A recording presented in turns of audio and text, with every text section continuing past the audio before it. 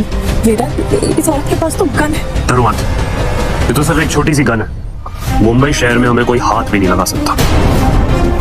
तुम ठीक तो हो ना? मुझे माफ कर दो, मुझे आने में देरी हो गई, इसकी वजह से तुम्हें ये सब झेलना पड़ा। मैडम आप यहाँ कैसे? ए बढ़िया, अब ये मत कहना कि तू इसको बचाने आई। वीर, तुम घबराओ मत। जिन्होंने तुम्हारे साथ बुरा किया है ना, उन्हें तुमसे माफी मांगनी पड़ेगी।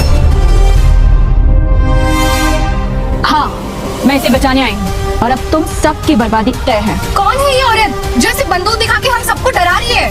तू जानती भी है मैं कौन हूँ? कपूर खानदान का इकलौता वारिस हूँ। मेरे अंकल इस फैक्ट्री के डायरेक्टर हैं। मेरे पापा बांद्रा ब्रांच के वीपी हैं। अच्छा, तो तुम बांद्रा ब्रांच के वीपी हो। बहुत खूब।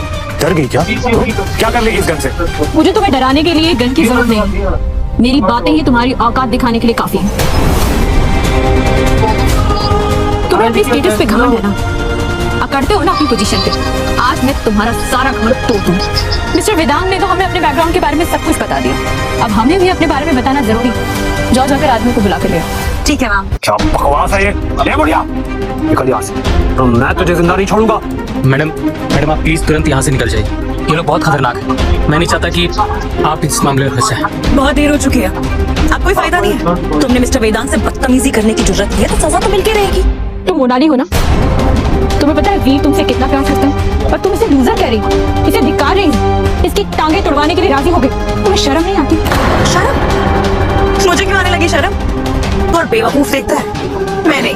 बोलू, ये तुमसे शादी करने के लिए अपनी दिन रात एक कर रहा है, पर इसे क्या पता तुम एक बेशरम गोल्ड डिगर हो। You know what? इस जैसे गरीब को किसी से भी शादी करना अलाउड नहीं होना चाहिए, डिजर्व ही नहीं करता। और मैं इससे कभी शादी नहीं करने वाली थी। आज तो मुझे हेडक्वार्टर से अवार्ड भी मिल रहा है, तो ये तो मेरे लायक ना कभी था ना होगा। बंद करो अपनी बकवास। तुम्हें अवार्ड सिर्फ इसलिए मिल रहा है क्योंकि वीर ने तुम्हें पेटेंट डिजाइन दिया था। बिल्कुल सही बोला, हम सबने देखा है। सही कहा। हाँ, वो डिजाइन मुझे वीर ने दिए थे, तो क्या? अरे इंसान किसी तो खुश होना चाहिए कि इसके डिजाइन को मैंने किसी लायक तो समझा।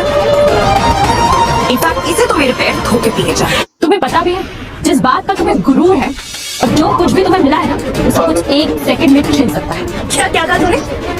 मुझसे सब कुछ छीन लिया जाएगा? भैया तुम पागल हो गए क्या? हेडक्वार्टर्स ने पूरी सेरेमनी मेरे लिए रखी है, सिर्फ और सिर्फ मेरे लिए। जब डिजाइन ही तुम्हारा नहीं है तो किस बात का प्रमोशन और किस बात के अवार्ड है? तो तू क्या मेरी शिकायत करने वाली है? इस सेरेमनी में मुझे अवार्ड भी मिलेगा और मैं कपूर खानदान की बहू भी बनूंगी। तो होती कौन है मेरी शिकायत करने वाली? मेरे खिलाफ जाने की हिम्मत भी की ना, तो तेरे लिए अच्छा नहीं होगा। औलाद जी, मोनाली अब मेरी है, कपूर खानदान का हिस्सा है वो, और मुंबई में उन्हें कोई हाथ भी नहीं लगा सकता। आप प्लीज मेरी बात मानिए और यहाँ से चले जाइए। कपूर फैमिली बहुत पावरफुल है, उसे टकराने का कोई फायदा नहीं। आप प्लीज यहाँ से चले जाइए। और रही बात पेटेंट डिजाइन की, तो मैं हेडक्वार्टर्स को लेटर लिख के सब बता दूंगा। उसके बाद जो होगा मैं भुगत लूंगा, और आप प्लीज चले जाइए। बकवास नहीं हुए ना? लगता है तू अपनी हड्डियां तोड़वा के ही मानेगा। तुम्हें धमकी देने की जरूरत नहीं है। अबे ओ, मैं दूंगा धमकियां, क्योंकि तेरे जैसे छोटे से हजारों वर्कर्स मेरे चाचा की फैक्ट्री में काम करते हैं, और अगर मैंने तुझे जॉब से निकाल दिया ना, तो तू सड़क पे आ जाएगा, भिखारी बन जाएगा, भीख मांगेगा। सुन लिया ना तुमने? मेरी बेटी मोनाली कपूर खानदान का हिस्सा बनने जा रही है। अगर तुमने इसमें टांग अड़ाने की कोशिश भी की ना, तो तुम्हें भीख मांगने के लायक भी नहीं छोड़ूंगी। तुम लोग सब गंदे नाली के कीड़े हो, कितनी भी कंप्लेन कर लो कोई फर्क नहीं पड़ेगा। तुम लोग हमेशा अपनी मर्जी नहीं चला सकते। अबे सोच, अगर मैंने तुझे अभी नौकरी से निकाल दिया, पूरी इंडिया में तुझे कोई नौकरी नहीं देगा। जरा सोचो वीर, ना तुम्हारी याददाश्त वापस आई है, ना तुम्हारे पास अपनी पहचान है, ना कोई पैसा है, और बची कुछ तुम्हारी सेविंग्स तुम मुझे दे चुके हो। तो जरा सोचो, अब अगर ऐसे में तुम्हारी जॉब भी चली जाएगी तो भूखे मर जाओगे। लेकिन हाँ, अगर अभी भी तुम अपने घुटने टेककर मिस्टर वेदांत से माफी मांगने के लिए तैयार हो, तो मैं उनसे सिफारिश जरूर कर सकती हूँ तुम्हें माफ करने के लिए। मोनाली, माफी वीर को नहीं तुम्हें मांगनी चाहिए, क्योंकि जो कुछ भी तुम कर रही हो ना, उसका तुम्हें बहुत ज्यादा अफसोस होने वाला है, और फिर तुम गिड़गिड़ाकर माफी मांगोगी। क्या बोला भैया? मोनाली इससे माफी मांगेगी?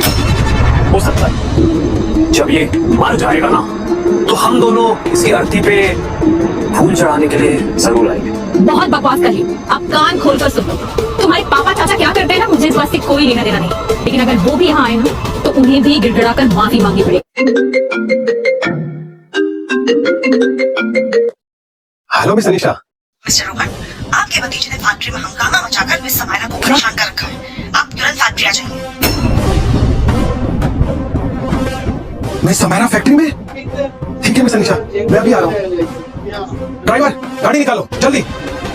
क्या उन्होंने कंपनी के वारिस को ढूंढ लिया है? वो न्यू मुंबई में है। नोट करो। कलिंग इलेक्ट्रॉनिक्स। ठीक है, जल्दी करो, हमें कलिंग इलेक्ट्रॉनिक्स जाना है अभी का अभी। मूव।